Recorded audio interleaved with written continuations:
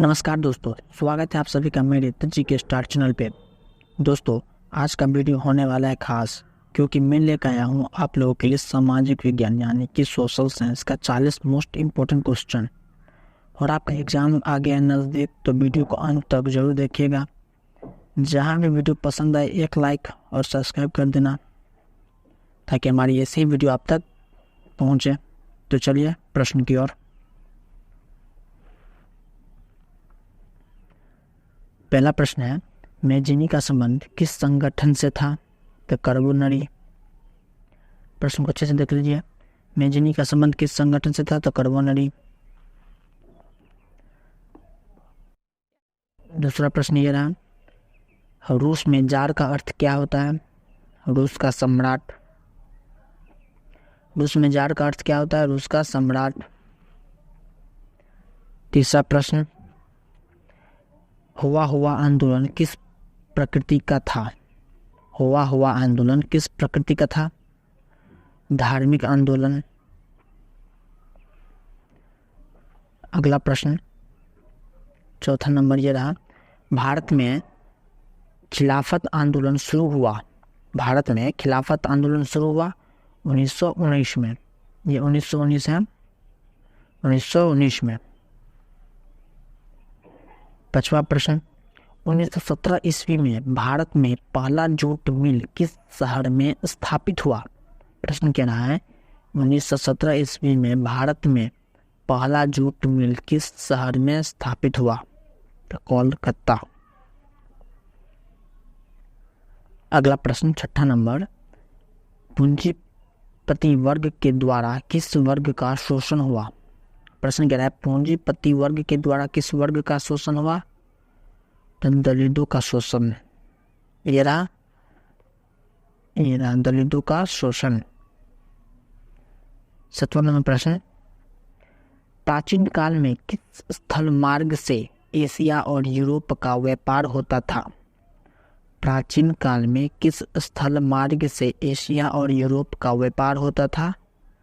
तो रेशम मार्ग। चलिए अगला प्रश्न चलते हैं।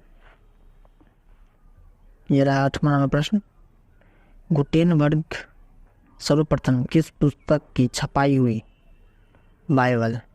गुटेनबर्ग ने सर्वप्रथम किस पुस्तक की छपाई की? तो बाइबल।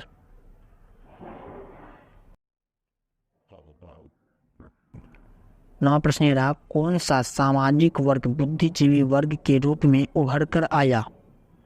तो मध्यम वर्ग। कौन सा सामाजिक वर्ग बुद्धिजीवी वर्ग के रूप में उभर कर आया? तो मध्यम वर्ग। 10वां प्रश्न, राष्ट्रपति के नाम से किसे जाना जाता है? ये तो आपको पता ही होगा, महात्मा गांधी। राष्ट्रपिता। प्रश्न है राष्ट्रपिता के नाम से किसे जाना जाता है? तो महात्मा गांधी, राष्ट्रपिता।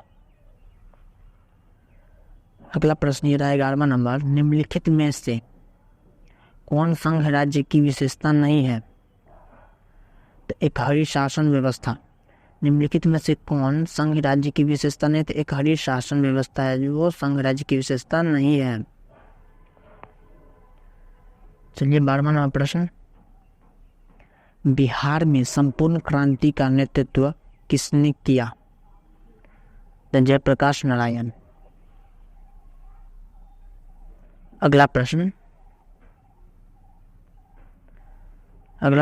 इनमें से कौन सी एक बात लोकतंत्र व्यवस्थाओं के अनुरूप नहीं है? तो इसका आंसर होगा बहुसंख्याओं का शासन। प्रश्न कह रहा है इनमें से कौन सी एक बात लोकतंत्र व्यवस्थाओं के अनुरूप नहीं है? तो आंसर है बहुसंख्याओं का शासन। 14वां प्रश्न है, निम्नलिखित में से कौन राष्ट्रीय दल है? तो भारतीय जनता पार्टी। निम्नलिखित में से कौन राष्ट्रीय दल है? भारतीय जनता पार्टी।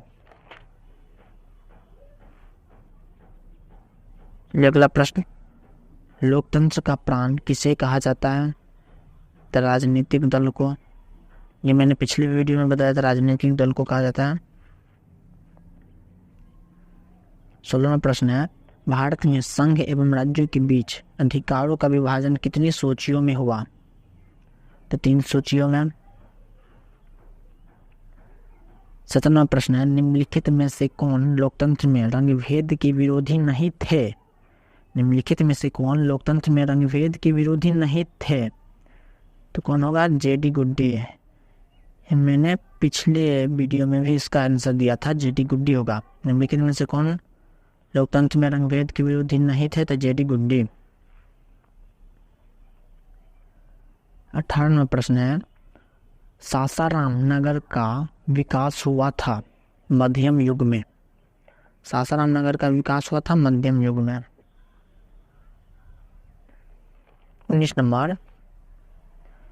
19वां प्रश्न है, अविभाजित बिहार में इनमें कौन एकमात्र नियोजित नगर था? पटना। अविभाजित बिहार में इनमें से कौन एकमात्र नियोजित नगर था? तो पटना था। 20वां प्रश्न, पटना हवाई अड्डा का क्या नाम है? जिसका आंसर आपको पता होगा, जयप्रकाश अंतर्राष्ट्रीय हवाई पतन। पटना हवाई अड्डा का क्या नाम है? जयप्रकाश अंतर्राष्ट्रीय हवाई पतन। 21वां प्रश्न है, बिहार में रज्जू मार्ग कहाँ है? तो राजगीर में। बिहार में रज्जू मार्ग कहाँ है? तो राजगीर। अगला प्रश्न की ओर चलते हैं। 22 नंबर प्रश्न कह रहा है, बिहार में खनिज तेल मिलने की संभावना है? दक्षिण बिहारी मैदान में। बिहार में खनिज तेल मिलने की संभावना है तो दक्षिण बिहार मैदान में। 23वां प्रश्न है, कांवर झील स्थित है? इसका उत्तर हो जाएगा सी, बेगूसराय जिला में। कांवर झील स्थित है बेगूसराय जिला में। 24वां प्रश्न है, संजय गांधी जैविक उद्यान किस नगर में स्थित है? इसका उत्तर हो जाएगा ऑप्शन डी, पटना। 25वां प्रश्न है, जिस देश का राष्ट्रीय आय अधिक होता है वह देश कहलाता है विकसित। इसको याद कर लीजिएगा, यह भी आया है, ये बार बार पूछा जाता है, याद कर लेना। अब ये प्रश्न देखते हैं, भारत की किस राज्य की प्रति व्यक्ति आय सर्वाधिक है? तो गोवा। अगला प्रश्न 27 नंबर देते हैं, निम्नलिखित में कौन मुद्रा का कार्य नहीं है? उत्पादन। निम्नलिखित में कौन मुद्रा का कार्य नहीं है? तो उत्पादन। अगला प्रश्न देखते हैं 28 नंबर, भारत का केंद्रीय बैंक कौन है? ऑप्शन है रिजर्व बैंक ऑफ इंडिया। ये भी आया, इसको भी याद कर लीजिएगा। भारत का केंद्रीय बैंक कौन है? Reserve bank of India. 29वां प्रश्न कह रहा है, ऊर्जा का मुख्य स्रोत क्या है? इनमें से सभी।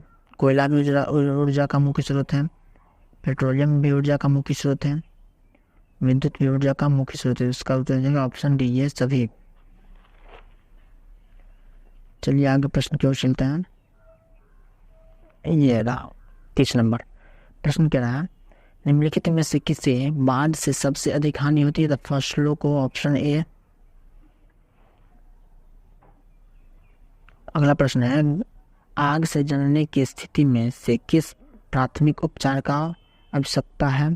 तो ठंडा पानी डालना ऑप्शन है। चलिए अगला प्रश्न देखते हैं, भूकंप केंद्र के ऊर्ध्वाधर पृथ्वी पर स्थित केंद्र को क्या कहा जाता था? अधिक केंद्र। इसका उत्तर हो जाएगा ऑप्शन बी, अधिक केंद्र। 33वां प्रश्न है, बिहार का कौन सा क्षेत्र बाढ़ से प्रभावित है? तो उत्तरी बिहार। बिहार का कौन सा क्षेत्र बाढ़ से प्रभावित है? तो उत्तरी बिहार। 34वां प्रश्न है, निम्नलिखित में से कौन मानव जनित आपदा है? तो उपयुक्त सभी।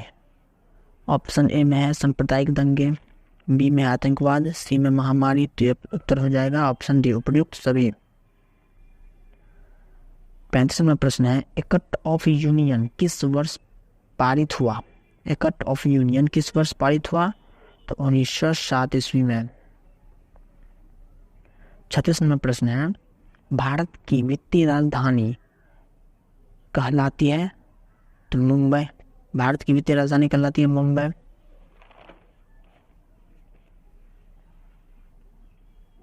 चलिए आगे प्रश्न की ओर चलते हैं। 37वां प्रश्न है, भारतीय संविधान में अधिकारों की सूचियां है 3। भारतीय संविधान में अधिकारों की सूचियां 3 है। अगला प्रश्न है 38 नंबर, निम्नांकित में कौन नवीकरणीय प्राकृतिक संसाधन है? तो वायु। निम्नांकित में कौन नवीकरणीय प्राकृतिक संसाधन है? तो वायु। 39वां प्रश्न है, निम्नांकित में बिहार में किस जिले की प्रति व्यक्ति आय सर्वाधिक है? पटना। बिहार में पटना, और ये राजधानी भी है, इसको याद कर लेना दोस्तों, पटना होगा।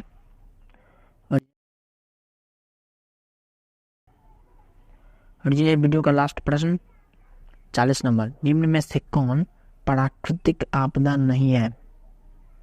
तो आपको पता ही होगा, प्राकृतिक आपदा नहीं है हिंसा, सूखा प्राकृतिक आपदा है, भूकंप भी प्राकृतिक आपदा, बाढ़ भी प्राकृतिक आपदा, और हिंसा मानव जनित आपदा है। तो आई होप दोस्तों आप लोगों को वीडियो अच्छा लगा होगा। अच्छा लगा तो लाइक और सब्सक्राइब भी कर देना। तो मिलते हैं अगली वीडियो में, तब तक के लिए जय हिंद।